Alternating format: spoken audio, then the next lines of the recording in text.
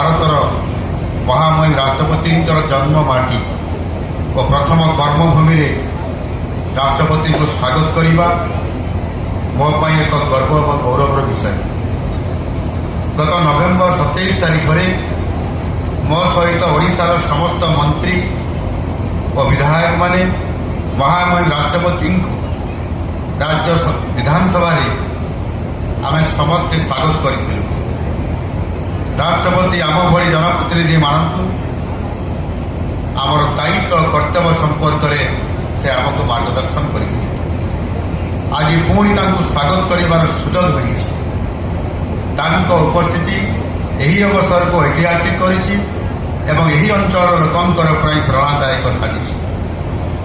ଓଡ଼ିଶା ସରକାର ଏବଂ ରାଜ୍ୟବାସୀଙ୍କର ପକ୍ଷରୁ ମୁଁ ତାଙ୍କୁ ହାର୍ଦ୍ଦିକ ଶୁଭେଚ୍ଛା ଏବଂ ଆନ୍ତରିକ କୃତଜ୍ଞତା ଜଣାଉଛି।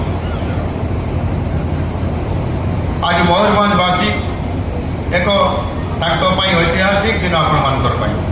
ଏଠାରେ ବହୁବିଧ ଉନ୍ନୟନ ପ୍ରକଳ୍ପର ଉଦ୍ଘାଟନ ଏବଂ ଭିତ୍ତିପ୍ରସ୍ତର ସ୍ଥାପନ ହେଉଛି। ମୟୂରଭଞ୍ଜ ତଥା ସାରା ଓଡ଼ିଶାର ନିରନ୍ତର ବିକାଶ ପ୍ରତି ଏହି ପ୍ରକଳ୍ପଗୁଡ଼ିକ ହେଉଛି କେନ୍ଦ୍ର ସରକାର ଏବଂ ରାଜ୍ୟ ସରକାରଙ୍କର ମିଳିତ ଉଦ୍ୟମର ପ୍ରତିବଦ୍ଧତାର ଇଏ ହେଉଛି ପ୍ରତିଫଳନ। ଏହି ପ୍ରକଳ୍ପଗୁଡ଼ିକ କେବଳ ସାମାନ୍ୟ କୋଠା କିମ୍ବା ଭିତ୍ତିଭୂମି ପାଇଁ ନୁହେଁ, ଏହା ହେଉଛି ଉନ୍ନତ ମାନବ ସମ୍ବଳ ସୃଷ୍ଟିରେ ଆମର ନିବେଶ। ବିଶେଷ କରିକି ଆମର ଯୁବପିଢ଼ି, ଚାଷୀ, ଆଦିବାସୀ ସମ୍ପ୍ରଦାୟ ଏବଂ ମହିଳାଙ୍କର ସୁନ୍ଦର ଭବିଷ୍ୟତ ପାଇଁ ଏହା ପଥ ନିଶ୍ଚିତ ଭାବରେ ପ୍ରସ୍ତୁତ କରିବ। ମହାମହିମ ରାଷ୍ଟ୍ରପତି ଯେଉଁ ମାଟିର ଝିଅ, ସେ ମାଟି କେବେ ହେଲେ ଅବହେଳିତ ହୋଇପାରିବ ନାହିଁ। ଯେଉଁଦିନଠାରୁ ଆମ ସରକାରଙ୍କର ସମ୍ମାନନୀୟ ଦ୍ରୌପଦୀ ମୁର୍ମୁଜୀ ଦେଶର ପ୍ରଥମ ନାଗରିକ ହୋଇଛନ୍ତି, ସେହିଦିନଠାରୁ ମୟୂରଭଞ୍ଜ ଜିଲ୍ଲାବାସୀଙ୍କର ପାଇଁ ବିକାଶର ଏ ଗ୍ୟାରେଣ୍ଟି ନିଶ୍ଚିତ ଭାବରେ ମିଳିସାରିଛି। ଓଡ଼ିଶାର ଇତିହାସ ଏବଂ ସଂସ୍କୃତିରେ ମୟୂରଭଞ୍ଜ ଏକ ସ୍ୱତନ୍ତ୍ର ସ୍ଥାନ ଅଧିକାର କରିଛି। ଏହା ଜଙ୍ଗଲ, ପାହାଡ଼, ନଦୀ, ସମୃଦ୍ଧ ଜୈବ ବିବିଧତା ଏବଂ ସ୍ପନ୍ଦନଶୀଳ ଆଦିବାସୀ ପରମ୍ପରାର ଇଏ ହେଉଛି ପବିତ୍ର ଭୂମି। ଏହା ଦେଶକୁ ମହାନ ନେତା, ସ୍ୱାଧୀନତା ସଂଗ୍ରାମୀ, କଳାକାର, କ୍ରୀଡ଼ାବିତ, ପ୍ରଶାସକ ଏବଂ ବିଶେଷ କରି ଭାରତକୁ ପ୍ରଥମ ନାଗରିକ ଉପହାର ମଧ୍ୟ ଦେଇଛି। ଦୀର୍ଘ ଦିନ ଧରି ଏହି ଅଞ୍ଚଳର ଆକାଂକ୍ଷା ଉଚ୍ଚ ଶିକ୍ଷା, ସ୍ୱାସ୍ଥ୍ୟସେବା ଏବଂ ଆଧୁନିକ ସୁବିଧା ପାଇଁ ପ୍ରବେଶଦ୍ୱାର ଏହି ଅଞ୍ଚଳରେ ସୀମିତ ଥିଲା। ଆଜି ଆମେ ସେହି ସ୍ୱପ୍ନକୁ ବାସ୍ତବତା ପରିଣତ କରିବା ପାଇଁ ସାମୂହିକ ଭାବରେ ଆଜି ଆମ ସରକାର ଆସିଲା ପରେ ଏବଂ କେନ୍ଦ୍ର ସରକାର, ରାଜ୍ୟ ସରକାର, ଡବଲ ଇଞ୍ଜିନର ସରକାରର ଏ ସାମୂହିକ ଭାବରେ ମିଳିତ ଉଦ୍ୟମରେ ଆଜି ଏ ସମସ୍ତ କାର୍ଯ୍ୟ ଆଜି ଆଗେଇ ଚାଲିଛି। ଆମର ବିକାଶ ଦୃଷ୍ଟିକୋଣର କେନ୍ଦ୍ରରେ ରହିଛି ଶିକ୍ଷା। ଆୟୁଷ ହସ୍ପିଟାଲ ଓ ଆୟୁର୍ବେଦିକ କଲେଜ, ଓଡ଼ିଶା କୃଷି ଏବଂ ପ୍ରଯୁକ୍ତି ବିଦ୍ୟା ବିଶ୍ୱବିଦ୍ୟାଳୟର କ୍ୟାମ୍ପସ୍, MSCB ବିଶ୍ୱବିଦ୍ୟାଳୟରେ ସୂଚନା ପ୍ରଯୁକ୍ତି ବିଦ୍ୟା କ୍ୟାମ୍ପସ୍, ଧନୁର୍ବିଦ୍ୟା ଏକାଡେମୀ ଗୁଡ଼ିକର ପ୍ରତିଷ୍ଠା ଉତ୍ତର ଓଡ଼ିଶାର ଦୃଶ୍ୟପଟକୁ ନିଶ୍ଚିତ ଭାବରେ ପରିବର୍ତ୍ତନ ଆଣିବ। ବିଶେଷ କରି ଆଜିର ଦିନଟି ବିଜ୍ଞାନ, ପ୍ରଯୁକ୍ତି ଓ କ୍ରୀଡ଼ାର ଶିକ୍ଷା ପାଇଁ ଏକ ଐତିହାସିକ ଦିନ। ମୟୂରଭଞ୍ଜ ଏବଂ ଏହାର ନିକଟବର୍ତ୍ତୀ ଜିଲ୍ଲାଗୁଡ଼ିକର ଛାତ୍ରଛାତ୍ରୀମାନଙ୍କୁ ଗୁଣାତ୍ମକ ଉଚ୍ଚଶିକ୍ଷା ପାଇଁ ଆଉ ଦୂରଯାତ୍ରା କରିବାକୁ ପଡ଼ିବ ନାହିଁ। ଏହା ସହିତ ରାଇରଙ୍ଗପୁର ସହରର ବିକାଶ କ୍ଷେତ୍ରରେ ମଧ୍ୟ ଏକ ନୂଆ ମାଇଲଷ୍ଟୋନ୍ ପଡ଼ିଛି। କୃଷି ଆମର ଗ୍ରାମୀଣ ଅର୍ଥନୀତିର ମେରୁଦଣ୍ଡ। ନୂତନ OEO2 କ୍ୟାମ୍ପସ୍ ସ୍ଥାନୀୟ ପରିସ୍ଥିତି ସହିତ ଉପଯୁକ୍ତ କୃଷି ଶିକ୍ଷା, ଗବେଷଣା ଏବଂ ଗୁଣାତ୍ମକ ସେବାକୁ ଇଏ ଆହୁରି ପ୍ରୋତ୍ସାହିତ କରିବ। ଏହା ଚାଷୀମାନଙ୍କୁ ଉନ୍ନତ ଚାଷ ପଦ୍ଧତି ଗ୍ରହଣ କରିବାରେ, ଉତ୍ପାଦକତା ବୃଦ୍ଧି କରିବାରେ ଏବଂ ଆୟ ବୃଦ୍ଧି କରିବାରେ ନିଶ୍ଚିତ ଭାବରେ ଆଗାମୀ ଦିନରେ ସାହାଯ୍ୟ କରିବ। ଏକ ସମୃଦ୍ଧ ସମାଜ ପାଇଁ ସ୍ୱାସ୍ଥ୍ୟ ଅତ୍ୟନ୍ତ ଗୁରୁତ୍ୱପୂର୍ଣ୍ଣ। ସରକାରୀ ଆୟୁର୍ବେଦିକ କଲେଜର ଭିତ୍ତିପ୍ରସ୍ତର ଏହି ଅଞ୍ଚଳରେ ସ୍ୱାସ୍ଥ୍ୟସେବା ଭିତ୍ତିଭୂମିକୁ ମଜବୁତ କରିବା ଦିଗରେ ଏକ ଗୁରୁତ୍ୱପୂର୍ଣ୍ଣ ପଦକ୍ଷେପ। ଏହି ଅନୁଷ୍ଠାନ ଛାତ୍ରଛାତ୍ରୀମାନଙ୍କର ପାଇଁ ନୂତନ ସୁଯୋଗ ସୃଷ୍ଟି କରିବ ଏବଂ ସ୍ଥାନୀୟ ସମ୍ପ୍ରଦାୟ ପାଇଁ ସ୍ୱାସ୍ଥ୍ୟସେବା ପ୍ରବେଶକୁ ଉନ୍ନତ କରିବ। ନୂଆ କେନ୍ଦ୍ର ବଜେଟ୍ର ପ୍ରାବଧାନ ଅନୁଯାୟୀ କ୍ୟାନ୍ସର ଏବଂ ଡାଇବେଟିସ୍ ପରି ଅନେକ ଜଟିଳ ରୋଗର ଔଷଧ ଆଜି ଶସ୍ତା ହେବା ପାଇଁ ଯାଉଛି, ଯାହା ଆମ ଗରିବ ଏବଂ ମଧ୍ୟମ ବର୍ଗର ଲୋକମାନଙ୍କର ପାଇଁ ଖୁବ୍ ଏହା ଲାଭଦାୟକ ହେବ। ଏଥିପାଇଁ ମୁଁ ଯଶସ୍ୱୀ ପ୍ରଧାନମନ୍ତ୍ରୀ ନରେନ୍ଦ୍ର ମୋଦିଜୀ ଏବଂ ଅର୍ଥମନ୍ତ୍ରୀ ଶ୍ରୀମତୀ ନିର୍ମଳା ସୀତାରମଣଙ୍କୁ ଧନ୍ୟବାଦ ପ୍ରଦାନ କରୁଛି।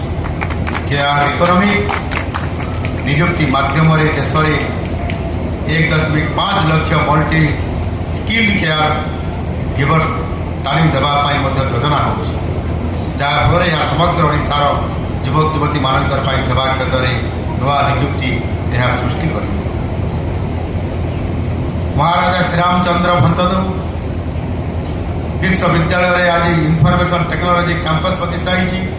ଏହାଦ୍ୱାରା ମୟୂରଭଞ୍ଜର ପିଲାମାନେ ଆଧୁନିକ ଆଇଟି କ୍ଷେତ୍ରରେ ମଧ୍ୟ ଦକ୍ଷତା ହାସଲ ସେମାନେ କରିପାରିବେ।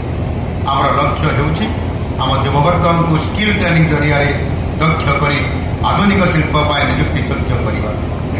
ଯଦି କଲେଜର ପିଲାମାନେ ଦକ୍ଷ ହୋଇ ବାହାରିବେ, ତେବେ ତାଙ୍କୁ ଆଉ ଅତିରିକ୍ତ ଟ୍ରେନିଂ ବା ପ୍ରଶିକ୍ଷଣ ଦେବାର ଆଉ ଆବଶ୍ୟକତା ପଡ଼ିବ ନାହିଁ। କଲେଜରେ ପାସ୍ କରି ସିଧାସଳଖ ସେମାନେ ନିଯୁକ୍ତି ପାଇଁ ରେଡି ହୋଇପାରିବେ। ଏହି କ୍ୟାମ୍ପସ ଆମର ବିଶ୍ୱସ୍ତରୀୟ ଦକ୍ଷତା ସୃଷ୍ଟିର ଲକ୍ଷ୍ୟକୁ ମଧ୍ୟ ଆଗାମୀ ଦିନରେ ପୂରଣ କରିବା ପାଇଁ ଯାଉଛି। କ୍ରୀଡ଼ା ସର୍ବଦା ମୟୂରଭଞ୍ଜ ପାଇଁ ଗର୍ବର ଏବଂ ଉତ୍ସ ହୋଇ ରହିଆସିଛି। ଫୁଟବଲ ଠାରୁ ଆରମ୍ଭ କରି ତୀରନ୍ଦାଜୀ ଏବଂ କ୍ରୀଡ଼ାବିତ୍ ପର୍ଯ୍ୟନ୍ତ ଏହି ଜିଲ୍ଲାର ଯୁବକମାନେ ଓଡ଼ିଶା ଏବଂ ଭାରତ ପାଇଁ ଗୌରବ ଆଣିଛନ୍ତି। ଧନୁର୍ବିଦ୍ୟା ଏକାଡେମୀ ଆଦିବାସୀ ଏବଂ ଗ୍ରାମୀଣ ପୃଷ୍ଠଭୂମିର ଯୁବ ପ୍ରତିଭାକୁ ପ୍ରୋତ୍ସାହିତ କରିବା ପାଇଁ ଆଧୁନିକ ସୁବିଧା ଏହା ନିଶ୍ଚିତ ଭାବରେ ପ୍ରଦାନ କରିବ। ଆମ ସରକାର ବିଶ୍ୱାସ କରନ୍ତି ଯେ କ୍ରୀଡ଼ା କେବଳ ଚମ୍ପିଆନ ସୃଷ୍ଟି କରେ ନାହିଁ, ବରଂ ଯୁବପିଢ଼ିଙ୍କ ମଧ୍ୟରେ ଶୃଙ୍ଖଳା, ଆତ୍ମବିଶ୍ୱାସ ଏବଂ ଏକତା ମଧ୍ୟ ଏହା ନିଶ୍ଚିତ ଭାବରେ ସୃଷ୍ଟି କରେ। ମୁଁ ଅନେକ ସମୟରେ କହିଛି ଯେ ଶିଳ୍ପଗୁଡ଼ିକ ହେଉଛି ଆମ ସମୃଦ୍ଧର ଗୋଟାଏ ସ୍ତମ୍ଭ, ଦ ପିଲାର୍ସ ଅଫ୍ ପ୍ରସ୍ପରିଟି। ଆଜି ଏହି ପ୍ରକଳ୍ପଗୁଡ଼ିକ ସହିତ 4ଟି କର୍ପୋରେଟ୍ ସୋସିଆଲ ରେସ୍ପନ୍ସିବିଲିଟି ପ୍ରକଳ୍ପ ମାଧ୍ୟମରେ CSR ମାଧ୍ୟମରେ 44 କୋଟି ଟଙ୍କାର ଫାଉଣ୍ଡେସନ ଷ୍ଟୋନ୍ ସ୍ଥାପନ କରାଯାଉଛି, ଯାହା ରାଇରଙ୍ଗପୁର ଅଞ୍ଚଳ ପାଇଁ ଏକ ଆଶୀର୍ବାଦ ଭାବେ ନିଶ୍ଚିତ ଭାବରେ କାର୍ଯ୍ୟ କରିବ। ସେହିଭଳି ଭାବରେ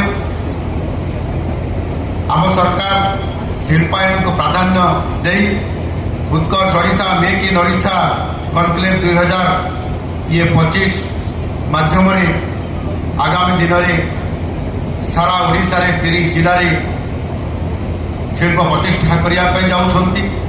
ଆଉ ସେହି ପରିପ୍ରେକ୍ଷୀରେ ନିଶ୍ଚିତ ଭାବରେ ମୁଁ କହିବା ପାଇଁ ଚାହେଁ, ସେଥିରେ ମୟୂରଭଞ୍ଜ ଜିଲ୍ଲା ମଧ୍ୟ ବାଦ ଯିବ ନାହିଁ। ଆମେ IT ସେକ୍ଟରରେ CSR କରିଛନ୍ତି, କିନ୍ତୁ ଉତ୍କର୍ଷ ଓଡ଼ିଶା ମାଧ୍ୟମରେ MSME ବିଭାଗ ତରଫରୁ ଶିଳ୍ପ ମାଧ୍ୟମରୁ ମଧ୍ୟ ଆମେ ଆଗକୁ ନେବା ପାଇଁ ମୟୂରଭଞ୍ଜ ଜିଲ୍ଲାକୁ ଅନେକ ସୁଯୋଗ ଏଠି ଆଣିବା ପାଇଁ ଆମେ କାର୍ଯ୍ୟକ୍ରମ ଆମେ ରଖିଛୁ। ଏହା ଭିତରେ ଉତ୍କର୍ଷ ଓଡ଼ିଶା ମାଧ୍ୟମରେ ଯେତେବେଳେ ମୁଁ କଲିକତାରେ ରୋଡ୍ ଶୋ କରୁଥିଲି, ସେ ସମୟରେ ମଧ୍ୟ ଅନେକ ଉଦ୍ୟୋଗୀମାନଙ୍କ ସହିତ ପୁଞ୍ଜିନିବେଶକାରୀଙ୍କ ସହିତ ଆଲୋଚନା ହୋଇଛି। ସେମାନେ ମୟୂରଭଞ୍ଜ ଜିଲ୍ଲାରେ ଶିଳ୍ପ ପ୍ରତିଷ୍ଠା କରିବା ପାଇଁ ସେମାନେ ଆଗ୍ରହ ପ୍ରକାଶ କରିଛନ୍ତି ଏବଂ କିଛି ଦିନ ପୂର୍ବରୁ ରାଉରକେଲାରେ ମଧ୍ୟ RRR ଅର୍ଥାତ୍ ରାଞ୍ଚି ରାଉରକେଲା ରାୟପୁର କରିଡର, ଏଭଳି ଏକ କରିଡର ମାଧ୍ୟମରେ ଏଣ୍ଟରପ୍ରିନରମାନଙ୍କୁ ଆମେ ଅଧିକ ଉତ୍ସାହିତ କରିଛୁ ଯେ ସେମାନେ ପଶ୍ଚିମ ଓଡ଼ିଶା ଏବଂ ଉତ୍ତର ଓଡ଼ିଶାର ବିଶେଷ କରିକି ମୟୂରଭଞ୍ଜ ଜିଲ୍ଲାରେ ଯେଉଁମାନେ ଜାମଶେଦପୁର ରାଞ୍ଚି ଅଞ୍ଚଳରେ ଅନେକ ଶିଳ୍ପ କରିଛନ୍ତି, ସେମାନେ ରାଇରଙ୍ଗପୁର ଏବଂ ଆମର ଏହି ଅଞ୍ଚଳ ସହିତ ବାରିପଦା ଅଞ୍ଚଳରେ ପ୍ରତିଷ୍ଠା କରିବା ପାଇଁ ମଧ୍ୟ ସେମାନେ ଏଥିରେ ସମ୍ମତି ପ୍ରଦାନ କରିଛନ୍ତି। ତା ଭିତରେ ଆମେ ପ୍ରଥମରୁ ଯେଉଁ ପ୍ରୋଜେକ୍ଟ ଗୁଡ଼ିକ ଆମେ ଯୋଜନା କରିଥିଲୁ, ସେଥିରେ 9ଟି ପ୍ରୋଜେକ୍ଟ ଆମର, ତା ଭିତରେ ଆମର 6ଟି ପ୍ରୋଜେକ୍ଟର ଏହି ପ୍ରୋଜେକ୍ଟ ଗୁଡ଼ିକ ଆପ୍ରୁଭାଲ ହୋଇସାରିଛି ଏବଂ ତା ଭିତରେ ଆମର ଅପରେସନ ଷ୍ଟେଜରେ ଆମର ଗୋଟିଏ ପ୍ରୋଜେକ୍ଟ ଅଛି ଏବଂ ଆଉ 2ଟି ପ୍ରୋଜେକ୍ଟର ତାର ଜମି ଅଧିଗ୍ରହଣ ଏବଂ ଆଉ ଗୋଟିଏ ପ୍ରୋଜେକ୍ଟର ଆପଣଙ୍କର ଇମ୍ପ୍ଲିମେଣ୍ଟେସନ ଅବସ୍ଥାରେ ଇଏ ଅଛି। ଏଗୁଡ଼ିକ ପାଖାପାଖି ଆମର ପ୍ରାୟ 5,000ରୁ ଅଧିକ କୋଟି ଟଙ୍କାର ଅର୍ଥ ନିବେଶର ଇଏ ପ୍ରଥମ ସ୍ତରରେ ଅଛି ଏବଂ ଏଥିରେ ମଧ୍ୟ ପାଖାପାଖି 5,000ରୁ ଅଧିକ ମୟୂରଭଞ୍ଜ ଜିଲ୍ଲାର ନୂତନ ଶିକ୍ଷିତ ଯୁବକ ଯୁବତୀମାନେ ନିଯୁକ୍ତି ପାଇବାର ସୁଯୋଗକୁ ଆଜି शुभारंभ कर ये गोटे प्रोसेस आरंभ हो प्रक्रियाकरण आरंभ हो आगामी दिन में आहरी बड़ बड़ प्रोजेक्ट जो मैंने आसवाई ए अंचल को आम प्रोत्साहित करुचु एवं जहाँ आमर इंडस्ट्रियल पॉलिसी अच्छी एवं इनसेंटिव आम जहाँ से उद्योगी मान व्यवस्था करूँ से स्वतंत्र भाव आम पश्चिम ओडिशा सहित मयूरभंज को जोड़ीचु जो थे कि अधिक इनसेंटिव दिज्व आर्थिक प्रोत्साहन दिज्व सरकार तरफ एवं ये जिले में आहरी हजार हजार कोटी टंकार प्रोजेक्ट निश्चित भाव में आसो एवं मयूरभंजर शिल्पी जो प्रकार उद्यम आगु जारी रही है साकार निश्चित भाव में आम सरकार करने चाहते मुझे अधिकारी इंजीनियर योजना प्रस्तुतकारी और श्रमिक मान उत्सर्गीकृत प्रयास को साधुवाद देवाई चाहे जो मैंने कोटी कोटी लोकंर स्वप्न को साकार कर विकास प्रक्रिया सहयोग धैर्य और विश्वास पाई मयूरभंजर जनसाधारण को धन्यवाद जनाऊँ महिला सशक्तिकरण होउछि यशस्वी प्रधानमंत्री नरेंद्र मोदी जी प्रमुख आभिमुख्य विकसित भारत गठन पाई महिला मान सशक्त करने एक जरूरी आवश्यकता आम आज केंद्र बजेट रे स्वतंत्र भाव में फोकस रही महिला स्वयंसहायक गोष्ठी से नुआ योजना आनुंट ये योजनार नाम देते सी मार्ट स्थापना करने प्रावधान से रखा ग्रामांचल महिला स्वयंसहायक गोष्ठी मान उत्पाद यही मार्ट जरिया सारा विश्व बाजार रे समाने पहुंचाई पारिबे ये उद्यम जारी रही जितेबाला केंद्र सरकार माननीय मोदी जी आह्वान देले लक्षपति दीदी तैयारी करने एवं टार्गेट देले ओडिशा को 17 लाख एसएचजी ग्रुप माँ और भणी मान लक्षपति दीदी बनवाई एवं को उत्साहित करागला समस्त प्रकार आर्थिक प्रोत्साहन दिगला एवं ओडिशा सरकार तरफ आम सुभद्रा योजन को वर्ष को 10,000 टंकार आर्थिक साहाय्य देवाई आम ये कार्यक्रम